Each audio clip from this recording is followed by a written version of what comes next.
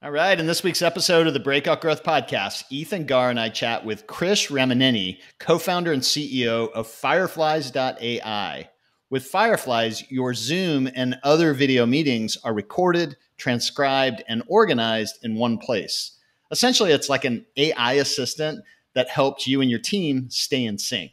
So if you're working on or interested in product-led growth initiatives, this conversation is going to be really valuable for you. So Ethan, what did you get out of this conversation with Krish? So PLG is all the rage these days, and I think for good reason. I mean, who wouldn't be excited about this approach where product itself is driving acquisition, activation, and retention? PLG puts a really nice wrapper around that. But it's not right for every business. And even when it is right, it may not always be right. It may not be the thing you do forever or do it the same way forever. So I think by taking us through the journey, Krish was really able to show us why a self-service approach like the one he and his team have employed just really has worked so well for them, and why optimizing for discovery within that customer journey has just been so important to their growth.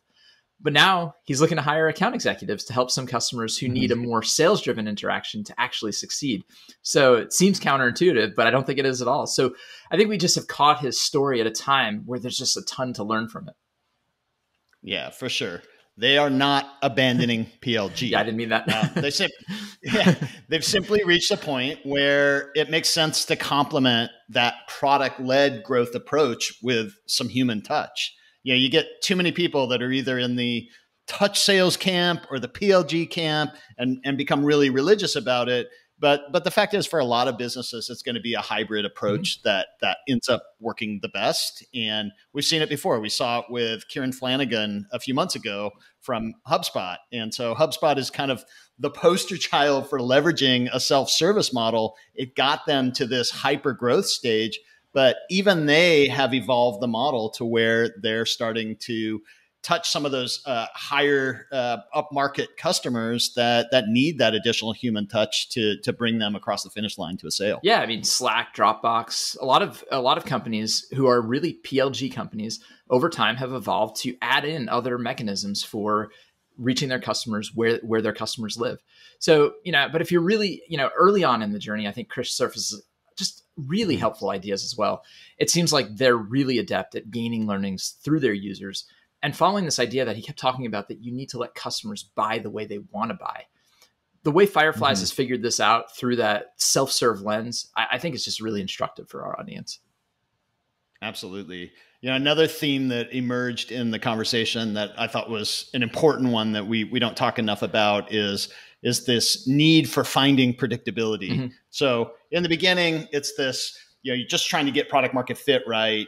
And then you're trying to figure out your growth engine, but eventually you want to be able to have a more predictable growth model where there are a lot of known factors that are going to help you reach your numbers each quarter, every day, every month, every quarter. Yeah. And a smaller and smaller piece is put on those unknowns. And so I thought that was another very interesting part of our conversation. Yeah, it's fascinating. I'm really glad that we had an opportunity to meet with Krish. I think their business is going to become more and more important as remote, is becoming, we're moving to doing more in person these days, but I think remote will forever change to become an important part of how business is done going forward. And that's, they have a really good product for supporting that. So enough jabbering, particularly from me. Let's get into the conversation with Krish. Yeah, don't blame me for all that jabbering. Let's do it. Perfect. Hey, Krish, welcome to the Breakout Growth Podcast. Hi, Sean. Hi, Ethan. I'm really excited to be here. Yeah, as you mentioned, Ethan is also here. So, hey, Ethan, good to have you on. Yeah, hey, Sean. Hey, Krish. Good to be here with both of you. Yeah, we haven't. Ethan and I haven't recorded a podcast interview for a while, so it's nice to get back in the swing of things. We had a big backlog there for a while. Now we don't want people to know that we're slackers. Yeah, well, we have a lot of them scheduled here going forward. So first of many here, but so I'm sure that a lot of our listeners are familiar with Fireflies, particularly because they've been using Zoom to the point of probably never wanting to look at another Zoom meeting, but or at least wanting to occasionally see someone actually face to face. But for anyone who's not familiar, can you give us a brief introduction to what Firefly.ai is all about? Yeah. So Fireflies is an AI voice assistant for the workplace, so specifically your meetings. It's an assistant that joins your meetings across Zoom, Webex, Google Meet, GoToMeeting, Teams, all the major video conferencing platforms. It follows you around, sits on like a fly on a wall, takes notes, transcribes those meetings, makes them searchable. And then afterwards, it also provides analytics and conversational intelligence on top for teams. So yeah, it's an AI note taker, for the lack of better words, right? But then does a lot more on top of it. And yeah, we've rolled this out right before the pandemic, so start of 2020, and then perfect everyone timing there. Right. So what led you to the realization that that Zoom needed something like this? So previous to starting Fireflies, I was a PM at Microsoft, worked across a few different product suites at Office. The role that I was in was actually more in the growth role as a PM. We were starting out the first A/B experimentation platform for Office, which was new at the time. And I just reflected on my role as a PM and the amount of time, and that was my first corporate experience out of school. I loved the role, loved the job, but just the amount of meetings that run corporate America, the globe in general, and the amount of time we spend in meetings, and then everyone becomes a glorified secretary in terms of taking notes, kicking off conversations, having the repeat meetings again because someone didn't show up, having technical issues on those meetings, and then the person that was supposed to remember stuff and be on point is on leave. So I've just gone through everything when it came to meetings. And I said, look, we have an archive for emails. We have an archive for files, which is Dropbox. And how can I do that for my meetings so that I have perfect recall over every conversation I've ever had? And there were products that have existed, let's say like Evernote, Notion, that help you create this notion of a second brain of all your information. But most of that information is still locked up and trapped in meetings. And I wanted something where automatically anything I said gets created into a repository. And now if you take that repository and build it in for a team, so that's one thing led to another. And that's what got us to start Fireflies. But yeah, we hadn't started in the voice space when we first started doing this. We were actually building conversation NLP chatbots and other stuff. The technology was similar, use case and domain was different. And then it was later that we realized evolution of the business. Then Blue Ocean was in voice, and that was the biggest opportunity for us to tackle at the time. Cool. And then what's the business model? So the business model is SaaS, product-led growth. So per user based, per seat based pricing. We have a freemium plan as well. So very similar to the Calendlys, the Slacks of the world, the Dropboxes of the world, where it's great in terms of single usage. So I can use it for myself, but then it works even better when my team is using it and we centralize everything into the team workspace. So that's been the go-to-market motion for us. And so is it that you like with Zoom, for example, one person might have a premium Zoom account, and then there's a lot of other people that are attending that meeting.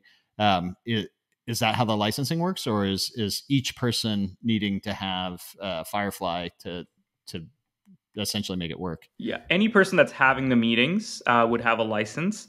And any person that is added to your workspace would also have a license. So usually if there's 20 people on a team, maybe all 20 of them have meetings. Everyone has meetings. It's just in different departments. So they would all have a license, but you don't need a license per participant on a meeting, right? So I don't need so like a person, let's say we have this meeting and then afterwards you guys will get a meeting recap. You can sign in for free and view all that content, just similar to Dropbox. It's per host then, really. Yeah, per host. And then if you want to aggregate your team into a workspace, then it's per seat license. Got it. So Ethan, you better get in here. Yeah, it's as usual. I'm just I get three questions in if I'm lucky. No, I'm just kidding. But Krish, a couple days ago when we first chatted, you'd mentioned that you'd really you really dove into the PLG approach, fully self-serve model. I was curious, is that something that was an evolution, like the evolution of the start of the business, or was that intentional from the beginning? Like, we want to be a PLG, whatever we're going to do, we want to be a PLG company, and we're going to focus on that approach. Yeah, I mean, Sean said this, but one of the hardest things, you can build a really good product, but distribution, right? At the end of the day, how do you stay on top of people's minds, especially when you're creating a new category of software? You want to eliminate as much friction as possible. So Fireflies, the reason we have the bot join the meetings, the reason it connects to your calendar is so that once you set it up, you don't even have to think about it and it just works in the background. So I'm a very big fan of workflow software. So that was like the starting point or the delivery mechanism. From that delivery mechanism, we realized, meetings are a very viral place. Multiple people on the meeting can see Fireflies, and they'll say like, what's this AI note taker? And then they'll go search it up on Google. You get direct traffic from Google. And then the whole recaps thing as well. Like, so I can have the email recaps automatically sent to all the participants after a meeting. So you can experience Fireflies before you even started using it. Very similar to, let's say, like Calendly. And because of that experience, we said, hey, the best evangelists, the best marketers for this is going to be other customers that are using Fireflies. Even the compliance piece, right? So someone can turn on a notification where an hour before the meeting, Fireflies will send a little notification saying, hey, I'm an AI note taker. Ethan sent me to transcribe and take notes for this meeting. This is what I do. If you want to turn it off, click here. So even the compliance opportunity turns into a conversion point. So we've felt that like the self-service model was like the starting point. And in the early days, Fireflies was really built for single end users, right? Like we didn't have this concept of teams about a year ago. And then as we started building out the teams use cases, verticalized use cases, like there's specific integrations and analytics for sales teams versus like recruiters and recruiting teams and then internal teams, then we started realizing, right, PLG is great. We want to let people buy the way they want to, right? It could be like first time, like a few people in your org starting to use it, to then them adding more teammates and then swiping their credit card. And then over time, as we realized like Firefly's penetrating into more organizations, we needed to allow people to buy the way that they need to buy. So sometimes people will raise their hand and they need a demo. They need to talk to someone, or a manager needs to know about how Fireflies works for, hey, I just noticed like 20 people in my company are using Fireflies. I see the value for them, but what's in it for me, right? Or how can I make sure, we have all the controls, the admin settings, the, enterprise features. So there we said, okay, you can't avoid having a conversation. So we are PLG, and that is like the bulk of what we do.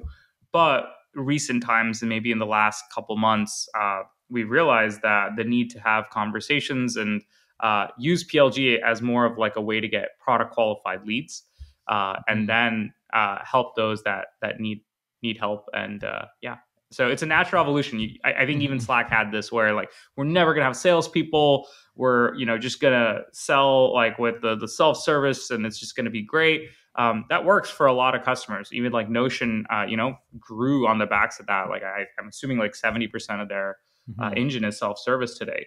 But there are some people, no matter how easy the product is to use or sign up, they're like, this is cool. I'm looking into this space. I want to talk to someone first. And so we're like, okay, we got to let people buy the way they need. So was that mostly then a response to just people wanting to buy that way, or was it part of like we're struggling to hit our targets with purely a PLG approach, and we should try some of this to see if it's going to help us stay on track with targets? What we noticed was it was more of an added bonus, like a lot of the PLG metrics that we were trying to hit in terms of meetings, like that were being processed through Fireflies, number of people getting introduced to Fireflies, people signing up, people swiping their credit card, like that self-serve motion was helping us move the needle really effectively. And early days was just a lot of individuals, like Grammarly, right, was an individual product where people were swiping their credit cards. I heard the same thing about 1Password, which almost actually started as a consumer product and then later into a business product and then later into an enterprise product. So there have been some companies like Grammarly, 1Password, a few others that made their way from like almost a B2C to this B2B enterprise world. And Fireflies has been similar in that there were a lot of individuals in the first 2 years of us building Fireflies out that were using Fireflies. And for that motion, self-service was great. We were hitting the metrics we need to with that. Just with that engine, I think we could grow. But what we started seeing is larger teams, though, need, like, you cannot, they'll have like security questionnaires. We have like SOC 2 compliance. We list all this stuff on our website, but they still need to have that conversation. And so we realized we can really amplify or juice the funnel with this. And even there, we can automate a lot of the outreach part, right? Like, we don't need SDRs, right? Because we can look at product signals and then send out emails. The product's kind of your SDR at that point. Yeah. So with all of your success with this self-serve PLG-led approach and understanding that it is evolving over time to meet what you're learning from the market, is there, and we've definitely seen companies that sort of, they love the idea of PLG, of freemium, it just sounds wonderful if you can make it happen. But in your experience, is there anything you would warn companies and other founders about, like, if you want to get into this, what you should stay away from or be careful about, or at least take into consideration? Oh, yeah. So one is, not every product is built for PLG. So you can't force PLG or true PLG. Like, for example, collaboration products are perfect for PLG because it's users, and then you're collaborating with teammates, and then it gets awareness, right? That's how Slack, you start inviting other teammates and you have a good experience in Slack. The challenge is, like, let's say you're building an API company or some other sort of enterprise security company. It's much harder to do PLG there without the sign off from decision makers. It's not like single player versus multiplayer. It's more of like an enterprise deployment, and then you have to have access to APIs. So the feedback I'd give is, not every product is meant for PLG. It really has to have certain notions of virality, certain notions of that consumer mode. And I think that's true PLG in my book. But some people will have like a product that's very self-service, and they'll still be like PLG, right? Like, I think, or they'll call themselves PLG. So like, if you look at CRMs or some of these like other SMB type CRMs, you can sign up and start using it on your own and then pay for it. But that viral mechanism that you get in like a Dropbox doesn't quite exist, or like Calendly doesn't quite exist. So in that regard, it can work. You just need to have a very tight funnel. The other thing with PLG is pricing. So there's huge discussions around, should I have a freemium tier versus free trial? We're realizing, like, we're all freemium, and a lot of people hit our paywalls at like certain periods of time, works out.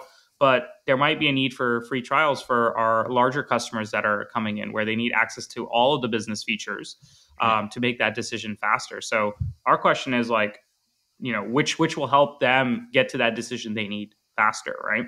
So long story short, it's I believe, much easier to build a product and monetize a product if you have a very clear-cut function where, okay, you're going to get 7 days. I know how much I have to spend on ads, what my payback period looks like, and I know how to acquire you, right? Like, that's a very straightforward motion. Whereas with PLG, and specifically freemium, it takes a very long time, because you have to have a really good product out of the gates. Virality takes time, and you have to keep experimenting. You have to have a really robust data infrastructure to measure all of those changes that you're putting out. And also, the price point, usually when you're doing freemium, may not necessarily be as like cheap, because you have to go for volume. So a lot of those things, like, if your goal is like, I need to get to revenue as quickly as possible, then the best process that has been proven out in the past, and the advice we were always given, was pick a mid-market customer segment, hire a few salespeople, try to close like 20K, ACV deal values. You'll quickly get to your targets. Having been a product and engineering focused founder, and then same with my co-founder, we said, nah, we don't want to just do that like the sales motion, because that limits us who we can support. So that's why it just took a much longer time to build out. And then I think another added thing is your product very niche? Like, does it support a particular vertical? Like, someone in, legal is the only person that can use your product, or does your product have a very horizontal user base, right? People in sales, marketing. Sorry, go ahead. I just want to jump in on the freemium comment real fast because I think a lot of people fail to understand how challenging freemium is. And as you talked about, sorry, my screen just blanked out. I'm not sure. There we go. Somehow I got to make sure that it doesn't go to sleep on me again. but yeah, so on freemium, I think a lot of times, optimizing that freemium flywheel is a lot more complicated. But the benefit, as you said, it is more broad reaching, but it's also way more defensible too. That you're starting to see as something like Salesforce, where HubSpot essentially came out with a free version of everything, and at least the appreciation and value has been a lot more on HubSpot in recent years, I think, as a result of that. And I think there's a number of categories where when you have a really good free offering, that you do end up capturing market share. But that's really fueled by not just virality, but I would just even say pure word of mouth. If people have a super valuable experience with the product and it's free, they talk about it, they share it with other people. And so it's, your allowable acquisition cost, how you figure that out is really hard. Where you have touch and no touch is really hard. Do you have trials on the premium upsells? Like getting all of those pieces right are hard, but I think the model's super powerful if you can get it to work. Yeah, I think you made an interesting point, Krish, that maybe a subtle one, but that virality takes time. I think we think of, incredible viral examples like the Dropbox example, right? And you think about it just happening just like it's just a roller coaster. But the idea that virality actually takes time and you have to work to dial it in, I think is probably an important one. Even though the loops may ultimately be very fast, getting to the point where you're optimized to drive those loops might be a bit complicated. So I thought it'd be interesting to kind of understand in your eyes how somebody goes from their first awareness of Fireflies. Maybe I'm in a Zoom meeting. Like I think I told you this is exactly what's happened to me. Is I was in a Zoom meeting, I see Fireflies, I don't know what it is, and I'm like, and then I'm after, it's like, oh, it's a note. It took notes for this. This is pretty interesting. But can you tell us sort of the path from that, where a customer just becomes a raving fan of the product, and eventually it spreads into their team and maybe to other teams? Yeah, and I think just want to wrap up on one previous point about the whole freemium free trial PLG thing. Actually, 2 points. One is usually when you have that motion, you can spend more resources and energy on building your org around growth and engineering. Whereas like the other companies where getting leads is their number one priority because they don't have that motion, they're going to have to spend a lot more energy, resources on marketing and sales. And you can have the same type of product, but sold in different ways, right? Like the Dropbox versus Box example, where Dropbox really embraced the freemium and the viral loops, whereas Box realized, okay, we're going to go top down enterprise, hire a lot of salespeople. So at the end of the day, it'll eat into margins either way. The cost of supporting that freemium base or that cost of hiring a sales force and going after that. And so sometimes you're going to need both, like Slack needed both, right? Yammer needed both. So it is like how your org structure is also built. It will be heavily decided based on that. Just comment real fast on that. The Dropbox actually, when I was there, totally no touch everything, and more has shifted to B2B sales. So even in that case, like the model can evolve. Yeah, even I think Jason Lemkin says like eventually every company that's growing will shift up market or a nudge forward up market. But the good thing is some of the companies that build the foundations right at the PLG motion, like that's a loop. It's like an evergreen cycle that can keep going. So it's much harder, I believe, to go from like enterprise and then down to building a PLG motion versus PLG moving up. And the other last part that people have to consider is when we were a small team and we were doing PLG and all of these like free users were coming in, like the cost of supporting them, having 24/7 support, these guys aren't necessarily generating revenue for us, but like you have to wonder, like, does it make sense to support all these people? Whereas like competitors in the enterprise are maybe dealing with 1/100th of the number of users, but every user that they're dealing with is generating them revenue.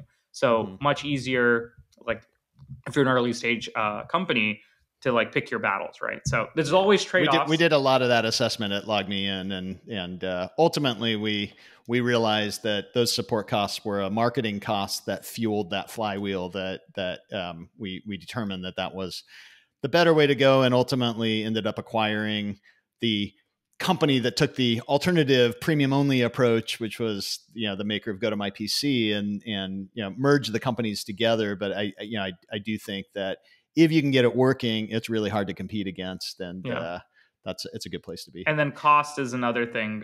For example, voice over IP, like those sort of areas are very expensive.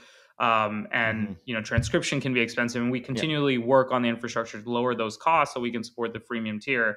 But if you look at Zoom versus Google Meet, Google has a lot of resources, so they can do everything in the browser, but it's actually very expensive, right, to do Google Meet. Whereas Zoom encourages you to download the desktop application so it can offload the cost to your laptop if a lot of people realize. And also you can have a better experience on like the desktop. But I had wondered in the early days, like, isn't it so expensive for Zoom to be doing this? So that must have done incredible work on their infrastructure, their cloud compute costs, all of that in order to support that freemium tier. As a result, they can take all that marketing budget and then put it back into R&D. So that's also one of the reasons why we decided on it. But Ethan, so shifting to kind of thinking about the customer lifecycle, that's literally all I've been thinking about these past couple months now that we have different personas of customers. So our typical self-service funnel, usually a large portion of our customers come through because they were a participant on a meeting with Fireflies, or they got a meeting recap afterwards from Fireflies, or they heard about it from someone. So that's like where a large source of our traffic comes from. And people end up maybe seeing the recap, the notes of another person's meetings that they were on. And then afterwards, they will sign up themselves. And then they will start having Fireflies on one of their own meetings. They'll exhaust their free credits, like transcription credits, or hit their storage limit. There's like certain paywalls, or they want to turn on like a CRM integration, but that's only available on the paid tier. So naturally, we allow people to self-select themselves into these buckets, and then we will have a forever free plan. I think that was the goal when we had started. But a lot of the people that do decide to convert will convert within the first 7 days, 14 days, first month. And then you have that long tail, the last bit of that will convert over time. But we don't treat those users any less, because that person could theoretically be getting Fireflies or, marketing dollars in a sense, right? Like getting it exposed to maybe, 10, 20, 30 people per month. So imagine if I had to pay that same for ad spend, right? It would be a very, very, we'd have to perfect our marketing budget. And that's sometimes a downhill battle, especially when you're going through a recession or you're about to enter a recession. That's where like the first thing VCs warn is like, hey, make sure you control your sales and marketing spend. Today we don't spend any money directly on ads per se. We've experimented with a little bit with like search and here, but almost like $0 on advertising. It's all been like the PLG motion. But I think recently another thing that has been going on is like building community. Like that's something we've started seeing like a lot of really good companies do. Communities that help each other out on how to use products and understand the different use cases and values on this. So those are two areas we're exploring. But yeah, to your question, usually they'll experience it on someone else's meeting. They'll have it in their own meetings. And then the activation and aha moment is really like you see it on 2-3 meetings, you search back, you review it. It's, it's an instant thing. And then it's just a matter of some people having the budget to upgrade soon, some people taking more time to upgrade. And then in the past year, the magic has been, they're like, we tell them, hey, there's other teammates from your company using Fireflies. Let's get them all to start using it in a central workspace. And then trying to explain the team benefits of using Fireflies or aggregating everyone into a team. And that's a premium set of functionality for that? Free users can build teams, but they'll use up their storage quickly. It's just like Slack, where you'll use up your search quickly the larger the team is, right? So we want to always tie it to utility in that sense. So, and then there's a utility differentiation between the free and the paid tiers. There's also a functional differentiation between the free and the paid tiers. So like our business tier comes with a full suite of conversation intelligence and voice analytics. all these things that some of the folks that come from some of the enterprise products that are out there in this market, typically for sales, where they're very, very expensive. They'll be charging $150 to $200 per seat. They'll have upfront license commits where you have to pay a minimum of $15,000. Whereas like with Fireflies, that business tier is probably like $20 per month, right? So where a lot of SMBs, a lot of small teams that don't want to go and just drop 20 grand right away, they want to like be able to start getting off the ground for a couple $100s, right? So and pay monthly. So that's another thing we realized is like allow people to pay the way that they want to pay, monthly or annual. A lot of people do choose annual, and we discount for annual as well. But yeah, in general, that's been the philosophy. Let people buy the way they want to, and if they like it, they will keep coming back.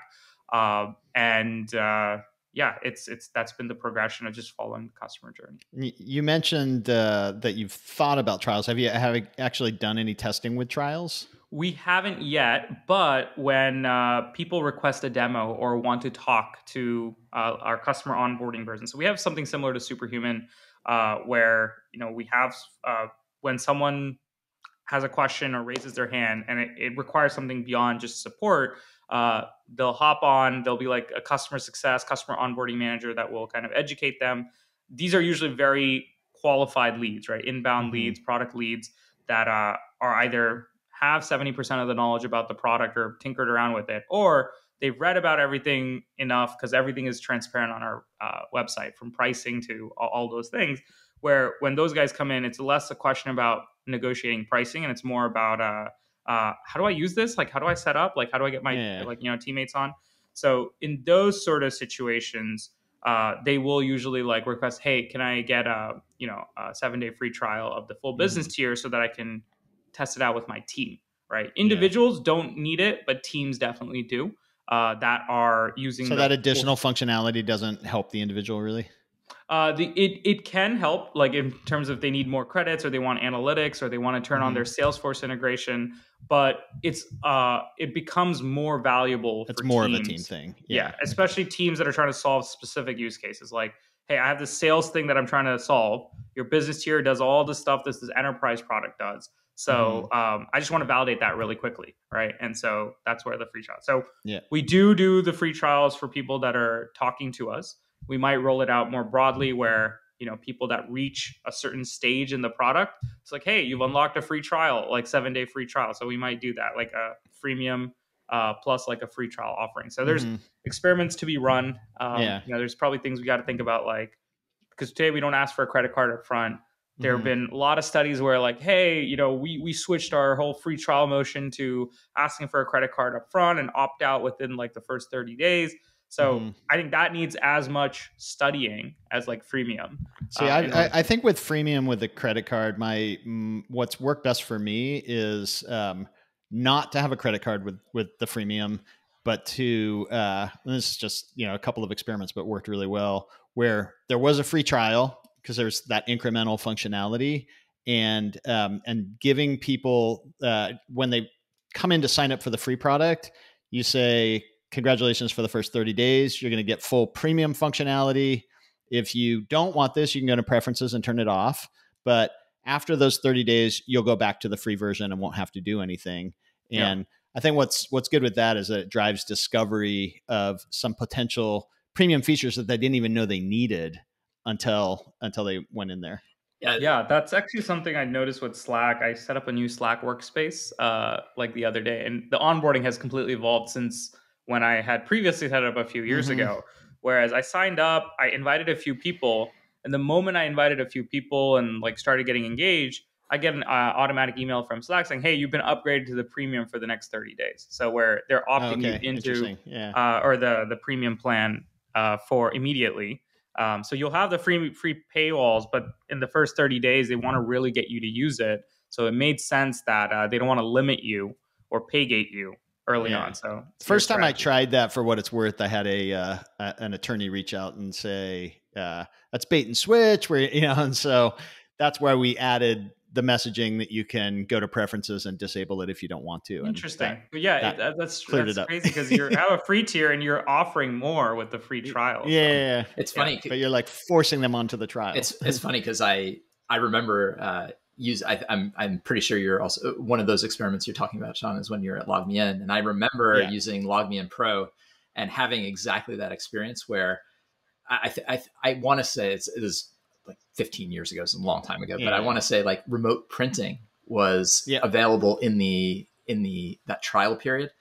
And as soon as that went away, and I'd used it, as long as you had used that feature once or twice, the next time you go you're like, well, it's a must have. I can't live without it. And you're like, gotta upgrade. Exactly. Where you would have never thought that was important until you actually used it. So that can be a good. But I think it's so much of this. And I think probably Krish, as you keep referencing experiments. And I think it comes down to so much as you're trying to learn about the customer and what their experience is, you have to really test the limits of these things differently. You have to really think about different use cases. You have to really, so I think it's interesting, going through the sort of point A to point B, what the original, how a user goes from awareness to becoming a fan. It's interesting because you start to think about all the experiment points along the way to get to that perfect customer loop where they're, a huge fan and they're telling friends about it or, telling others about it, or at least, when someone is in a meeting with them, and says, what is that? They're evangelizing it for you. So it's an interesting. Well, just to one thing on that though, is sometimes it's not always just about experiments. It can be also about observation. And so it's not even an experiment, but you just get these surprising use cases that you didn't know. And so have you seen anything like that, Krish? Yeah, I think there's a lot of experimentation on pricing that we've done. One of the things was way back in the early days, we thought, hey, there's a operating cost to running transcription and VoIP.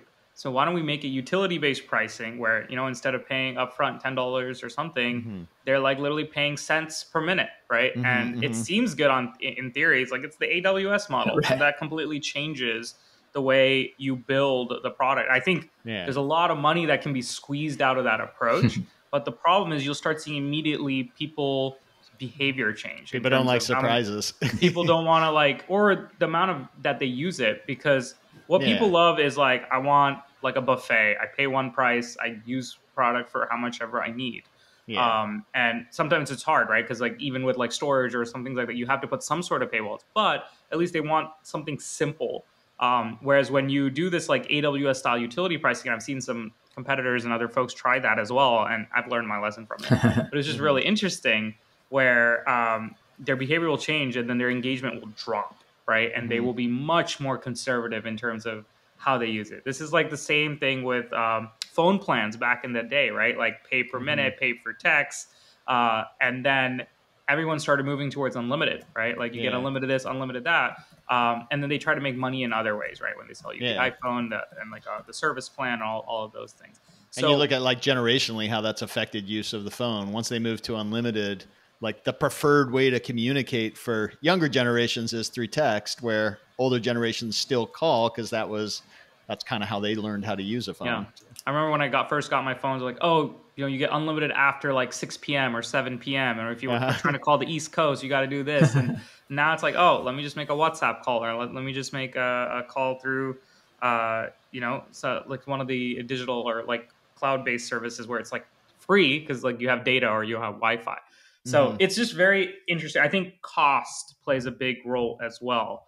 I've said this one time in the past where when Gmail first came out, it changed the game by giving people 1 gigabyte of storage. Before that, people were getting storage in the megabytes, right? MB. Right. And so every week they'd have to basically delete or clean their folders. But now that you have a gigabyte of storage or more, I can search back to a conversation I had 3 years ago, 4 years ago. So the utility and the value of the product also increases. And we saw the same thing with Fireflies, as we increased the storage limit for users. And as more teams get in. So one of the added advantages is you get more storage if you add more teammates.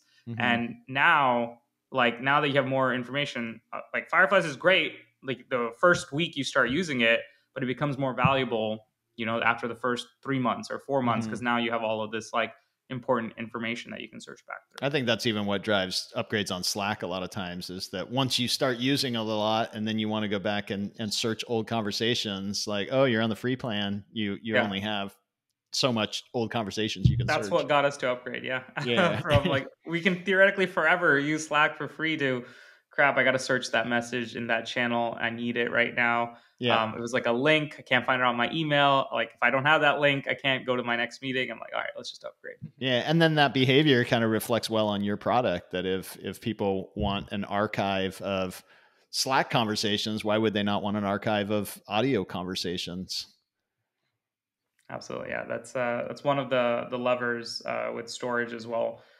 We took out this the minutes part as well, like of how much transcription you get per month, just so that people are going to be like understanding of like what it is that they need to use. And we've done a lot of work on our speech engine, on like all of our like scaling our cloud infrastructure.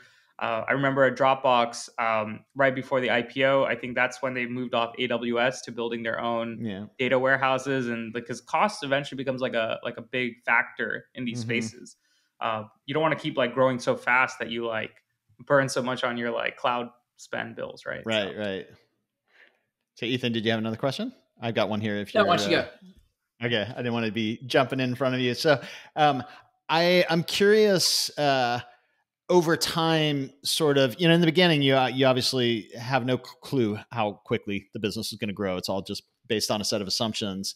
But I'm curious over time how much you've seen kind of predictability come into the business, where you like, are you able to now be pretty clear on what is next month's sales going to be, what is next quarter's sales going to be, and and if so, like, how are you doing that? Do you have a model that has mostly knowns now, and the slice of unknowns becomes smaller and smaller? But just how do you think about sort of that predictability? This is a constant work in progress, because you think you have all the variables under control until new variables get introduced. Even like variables such as with like the whole market slowing down or freezing, and how does that impact people's appetite, right? So there's many external factors that you can't control for. Maybe you have a PR piece that goes out that leads to a lot more attention, or we roll out a feature where we think not many people are going to use it, but let's just roll it out because it's something that's important. We believe it's inherently important. And then you get a few customers saying like, this is so important to me. This is the reason why I converted, or this is like, I need this to do like, go to the next stage. There are people that, like need to take, like similar to like the remote printing thing, like people need to export data and do interesting things with it. So we've understood like it's really about following that customer journey, getting people to be engaged to a certain level. And then from that engagement, sharing, usage, like those are kind of our core pillars, like activation, sharing, repeat usage. Some things that we've started to learn a little bit more about and improve on is how do we get people to get more value out of the platform? Because I've seen so many people where I have conversations with them, or like fireside chats with our customers, where they're like, I love the product, I use it every day, I do this. And I'm like, oh, have you looked into this feature on our platform? That might help you do this better because you seem to have these type of meetings. And they're like, oh, I did not even know. And let me start using that. And then like, oh, let me tell my teammates to start using that.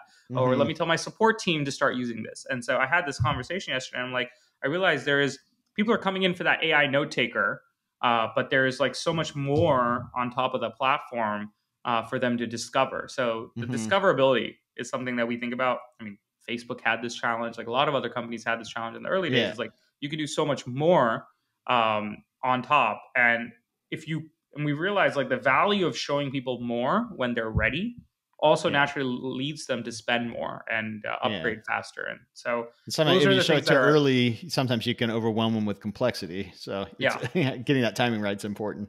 That's something we still have to figure out. But yeah, when you talk about variables and the core usage, core use case, and levers that drive that, it becomes systematic. Like in terms of, we know that some conversion rate is going to be X, and if we hit this sort of traffic, we can almost go down to predicting down to how many people will become paid users, right? So it's a funnel. And then fortunately, like from a hitting revenue targets kind of month to month in SaaS, over time, you start to see what that churn rate looks like. You start to see enough pieces where the model does have some predictability. Acquisition side might have a little bit less, but yeah, it can be it could be a challenge there. But are you seeing that predictability now?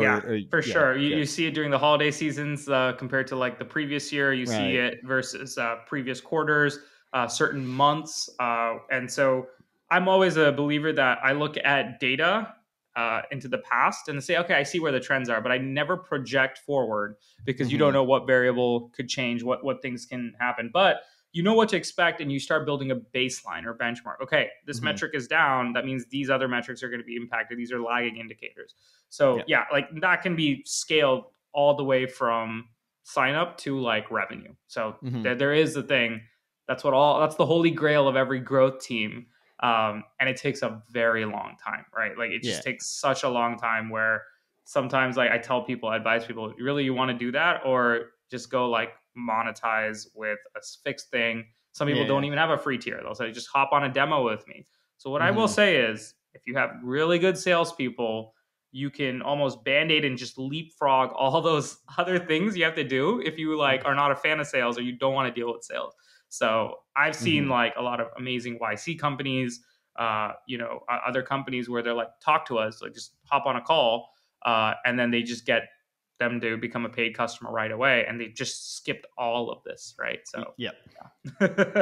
So when you say you're never projecting forward, you're not saying, I'm assuming you're not saying that you're not setting goals or specific growth objectives. What you're more saying is that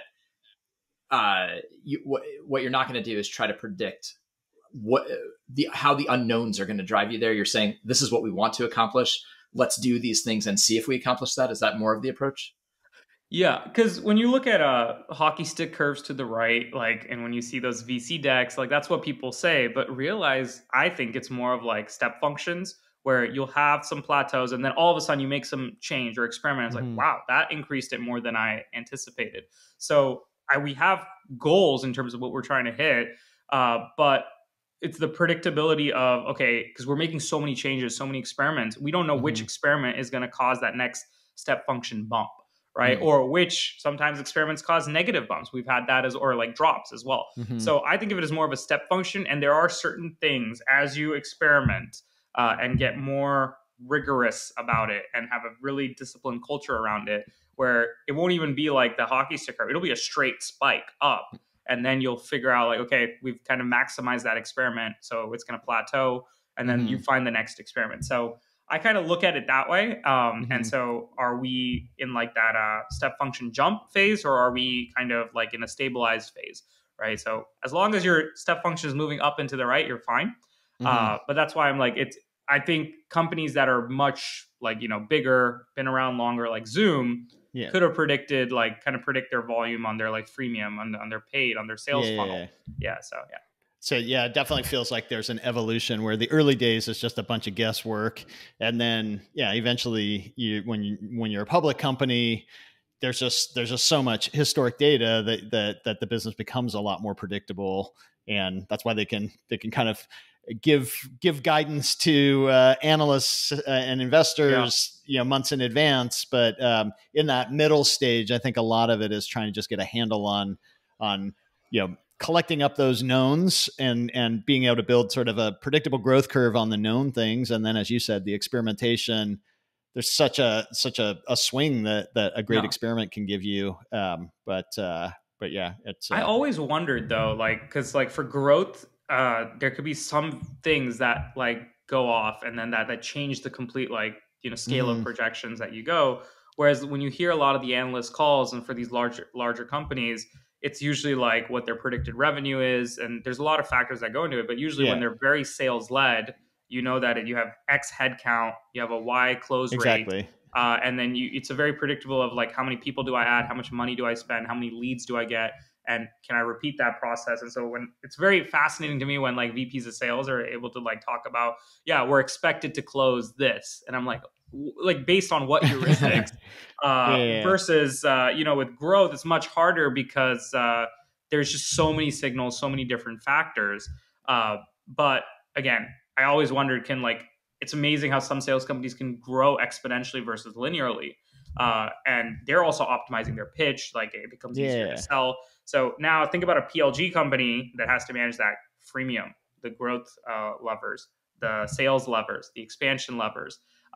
You have to measure a lot of different things versus if you're like a, one type of approach where you're just like a sales led motion. So I feel like sales led motion actually can be scarier in the sense that you've got this great salesperson that you lose, and then where at least there's almost less variability in product driven growth, where if you've been converting at this rate for the last 3 months, there's a good chance that next month in that channel, in that flow, you're going to convert at the same rate as well. And but yeah, obviously.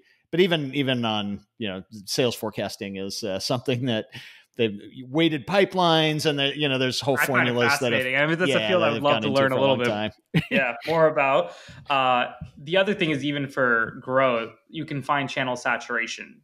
So, for example, the Airbnb classic example where they used Craigslist as a way to reverse list on their site.